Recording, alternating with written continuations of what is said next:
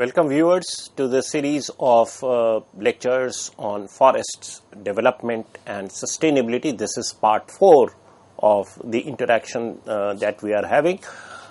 So over the previous 3 interactions that we had around this topic, we tried to trace the beginning of forestry in India in the modern times.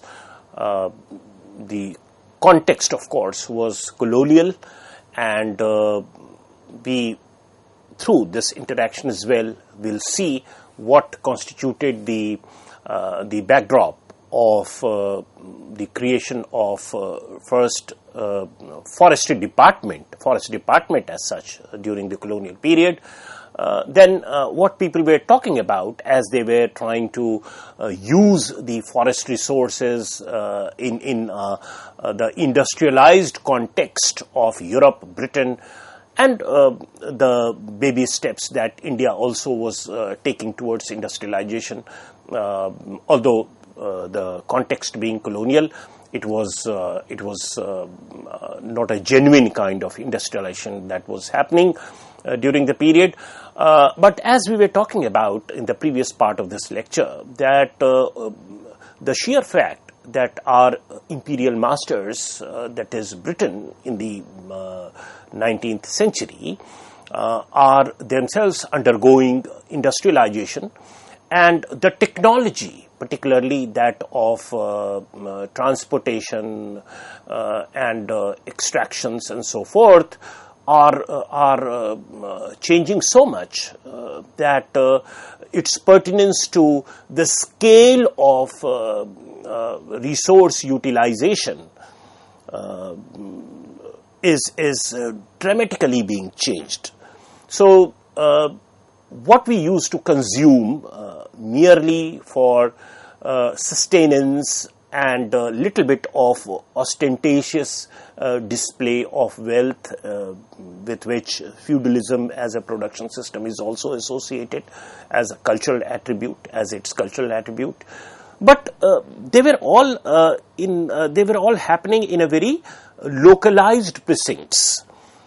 This production consumption was not happening in a globally connected market and supply patches and so forth. Now, with advancements in transportation technology, say the railways and good quality ships that could travel good distance across oceans, it had become possible to source the fuels and other input demands for ever increasing industrial production from far off areas, so far as the site of production was concerned. So even if something is being produced, say in England or in other parts of Europe, the raw material could be sourced from its colonies, and that is having an important pertinence to what we are discussing today, the state of forests during the colonial period, and what is happening to the forests in India at this point of time, say in 1850s, 1850s, 1860s, and so forth. So this industrial mode of resource use that had now become a reality, at least in Europe, has a structural prerequisite of its own. And as you can see on your slide, the structural prerequisites for industrial mode of resource use post the Industrial Revolution, of course, are number one, disorienting subsistence uses to privilege commercial production and uses. So, as I said, that the inner logic of capitalism, industrial capitalism that is at work, required constantly happening production and expansion of market, so that there is a constant profit making that can sustain the system. So, looking at these developments from this inner logic of capitalism, we find that disorienting subsistence patterns of resource use wherever it existed on the planet was something that didn't quite go in sync with the commercial production that was driving the industrial production now.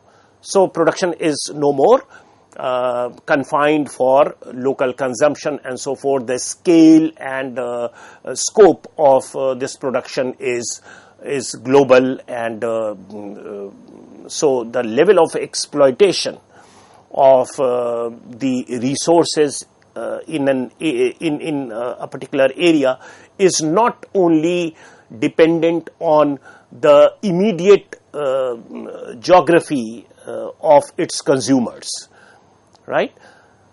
And this has become possible because of increased technological advancements, particularly in railways and shipping and so forth. So that's one.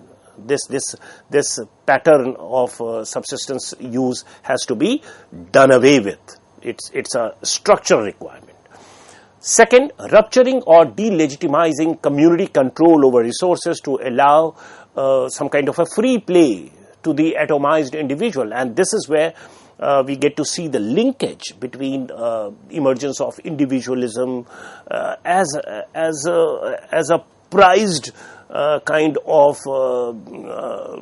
ideological force, something that we all stay invested in, that the individual rights should be respected and should be fought for, and the community rights or communal rights are on the receding end of this.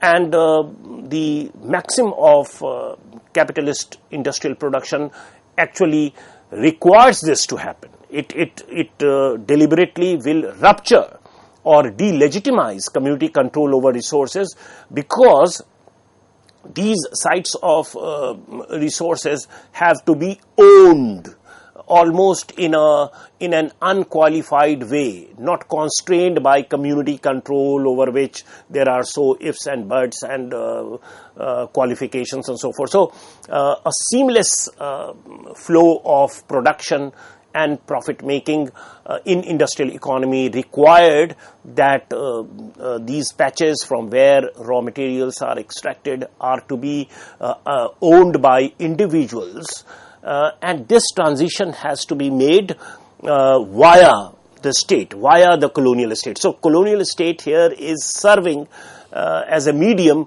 to ensure this structural requirement of industrial mode of resource use.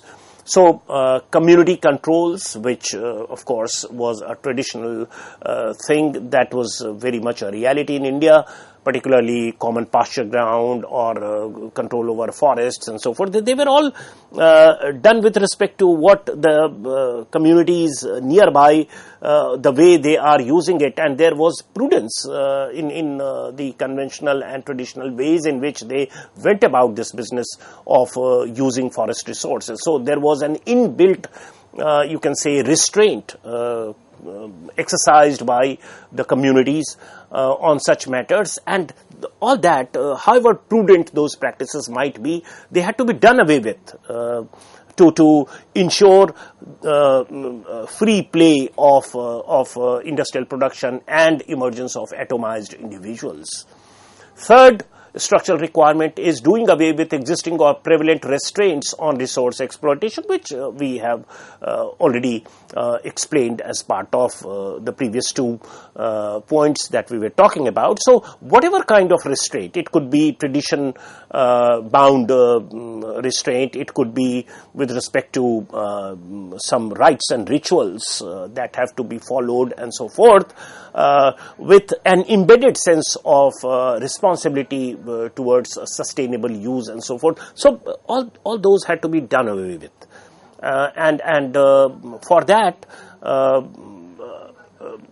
states intervention, colonial states intervention was very much required, and it is this structural requirements. It is these structural prerequisites that are paramount so far as the unfolding of forest laws and forest policies in colonial India is concerned.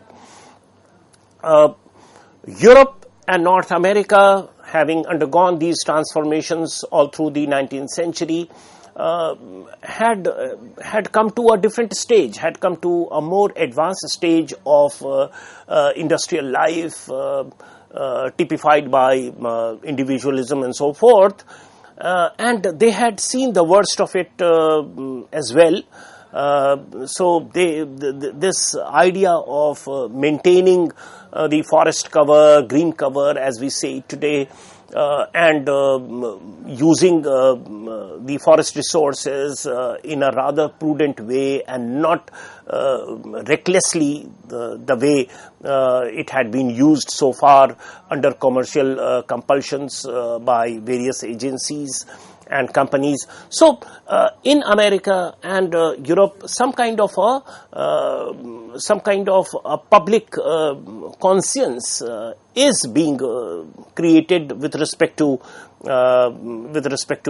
environmental sustainability and so forth, and they had started to even debate ways and means by which forests as a resource pool to fuel industrialization that had to be managed. So it's not as if they were completely devoid of any concern for the environment. So people had started talking of it, and people had started taking positions. For example, you get to see annexationists in America who are advocating a total state control over forest areas. So they felt that private players are very indiscriminate and reckless in using forest resources, and they will deplete the planet of all the forest cover. And so they wanted that the state should annex these forest areas under its command, and just forbid people or companies from using it for commercial purpose and so forth. So that's a extreme position, extreme ideology that we get to see. Then there were pragmatists, as the name itself suggests. They batted for a near total state control and management over ecologically fragile and strategically valuable patches of forests, while also allowing the rest of the forested areas to continue getting managed along the customary communal system. So it's a kind of compromise of the two. So customary communal systems on which livelihood of several communities and individuals depend, so that should not be completely altered by the state by acquiring all the or by forbidding these communities from using forest resources. But so far as the critical fragile areas that are of strategic importance or commercial importance, very acutely commercially important areas, so they were to be reserved, they were to be brought under the state control, whereas the outskirts or areas where people were dependent on forest for their livelihood, that had they said, pragmatists said that let's continue with the traditional system in on those patches at least. And then there were populists who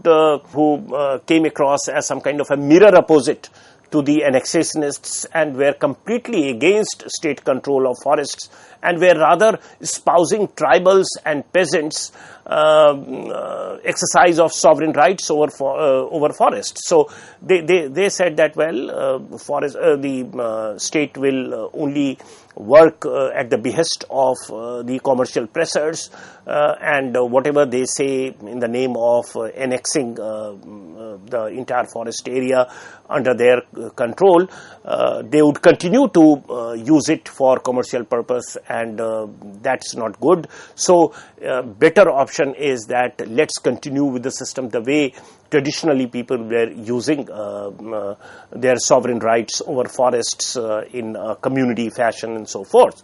So these are the three wings of ideological positions that we get to see around the middle of or around the 19th century and early part of 20th century in the West, in America, and so forth. In America, these conservation responses were to express themselves in the subsequent century as the environmental philosophies of agrarianism, wilderness thinking, and scientific industrialism. So this is like the American variant of the ideological positions that were taken, and moving to the basic point that we are talking about. The fact of the matter is that rootedness of such ideologies and approaches to nature or forests is premised on the fact, on the geographical and ecological fact that be it Europe, be it America, they are temperate kinds of climatic conditions, and it is the temperate ecological reality of Europe and America which is dictating this kind of options so far as managing forests are concerned. So when you talk of scientific exploitation of forest resources, it is a possibility. It is a possibility given what was understood as scientific at that point of time. So we will talk sometime later as to how the seemingly scientific principles and ideas and strategies do not look very scientific from the present perspective. But let's concede this to whatever we understood as science in the 19th century and early part of 20th century. But beneath this is the brute reality of these strategies being born of the temperate climatic conditions that typified Europe as well as the Americas. And those strategies in a very unqualified way were understood to be serving the same purpose over India as well. And there was this kind of imposition of those strategies or deployment of those strategies over Indian conditions. In fact, the matter is that most of the Indian landmass is not a temperate ecological reality. It's a tropical condition that you are dealing with. And therefore, these strategies could turn out to be quite inappropriate and not as scientific as they seemed to be in the temperate conditions. And breaching forests through scientific techniques and exploitations was a possibility in temperate forests, temperate climatic conditions, but it was perhaps not that suitable for tropical conditions, because here you are dealing with very dense and complex set of ecological reality, the symbiotic relationship between various species that did not occur important to you from commercial point of view, and therefore you just did not care about it, and you are just focused on scientific technique of managing the forests, whereas you are already making interventions in critical domains of symbiotic relationship that sustain tropical forests. So without actually scientifically having studied the forest, tropical forest requirements and the working and the ecology and the interrelationships, interdependence across the species, there is this kind of a very blunt introduction of the ways, methods and strategies that were suited and developed in the temperate ecological reality of Europe and America. In India, however, as you can see on your slide, different coordinates needed to be factored in. The political reality of colonialism and ecological variance in terms of Indian landmass largely being a tropical type of climate. So these two tangents are important. So we just spoke of the variation between ecology of Europe, America on the one hand, and India on the other. Also true is the fact that it has to be done under colonial circumstance, and that has a compulsion of its own, and therefore it cannot be very scientific because the commercial concerns are just too heavy for any colonial administration to deal with. Also true and at variance with the West was the millennia-long civilizational history of prudent practices towards forests and vegetation. When we say millennia-long civilizational history of prudent practices towards forests and vegetation, what I am alluding to is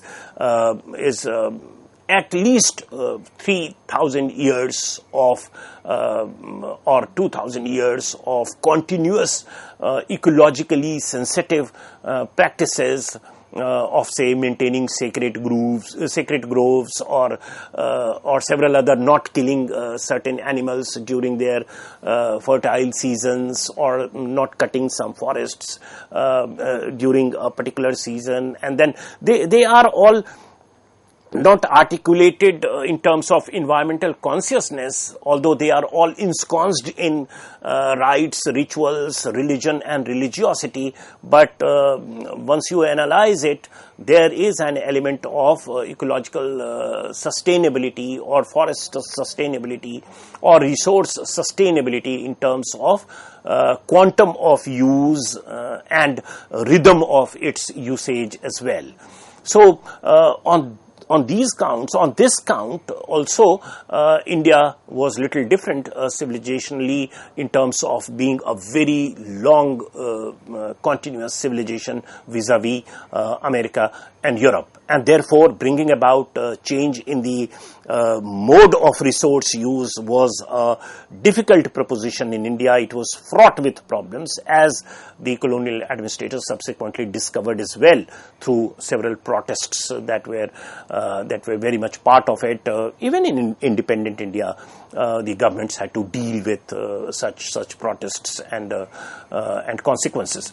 So changes in technology related to transportation, we have spoken about steam engine powered railways and ships, had transformed the hitherto used items into commodities. Commodities are ones that can be bought and sold. So now you are doing production not only for immediate consumption but for selling it in the market, and those markets can be very distantly located. So the scale and scope of production and exploitation also increases. There is exponential increase on account of this. So this had impacted the degree and scale of their consumption. For example, wood and timber, which was earlier in terms of usage limited to shelter construction, that is house construction, or it was in domestic units, was also used as fuel for cooking and so forth, and making some implements. It could be agricultural implements or making some toys or other implements as part of everyday life. That's the limited usage to which wood and timber was put to. Now the same wood and timber, which is a critical forest resource, had demands for, say, paper making, railways, shipping, at a scale beyond local precincts. This was unprecedented. This is the exponential rise of demand for timber and wood that we are talking of as a consequence of industrial revolution and the transformed scenario in transportation sector that we have alluded to earlier. Resultantly, the traditionally exercised communal control by the, say, tribal people and the peasants, or even the small landowners, they all came under stress. because there is an onslaught, there is more pressure on the government to own it in an unqualified way and make it unhindered, make the exploitation of forest resources unhindered. So the ownership and usage pattern that was traditional actually cracked in the face of this pressure, with the elites trying to take over these rights because they are partners in profit making, so that to put these lands and ecological patches to other uses. So this traditional usage of forests and wetlands and so forth had to be altered, and then only this degree and scale of exploitation of forest resources was possible. Now, it made the proposition all the more luring for private and state ownership, takeover of these tracts. In Britain, it had happened through putting out system, enclosure movement in earlier centuries prior to the actual advent of Industrial Revolution. In India, it didn't happen that organically because we were not allowed to do it that way because we were a colony at this point of time. So that organic way in which this transition could have happened, that is taking a hit, and it ruptured. The sheer fact that it was a colonial context in which this is happening, it ruptured the traditional ties of interdependence of communities and economic cooperation that was operating within local precincts, and the scale was inbuilt in the principle, in the pattern of land use to be very low. Now it had drastically been altered. And it was altered due to the cost to benefit ratio of forest items being very luring and commercially exploitable. So in the new scenario, so this is what is leading to crack of the traditional ways and means of forest control and forest management that was happening in the pre-colonial times or pre-industrial times in India. So under the veneer of conservation, what we get to see as British efforts towards conservation in the decades of 1860s and subsequently, it was the state which emerged as a candidate for owning that piece of land which constituted forest. So by state ownership of forests, actually it is lending the situation to be in a state where it could be commercially exploited better and in an unhindered way. So this is the veneer that I am talking of, and this followed from reckless felling of trees, particularly for requirements of railways, leading to the formation of Imperial Forest Department in 1864 and subsequently the Indian Forest Act in 1865. So when we meet next, of course, we will talk about some of the antecedents of this which led to such institutional interventions and creation of Forest Department and Forest Acts in 1864 and 65 respectively. Thank you.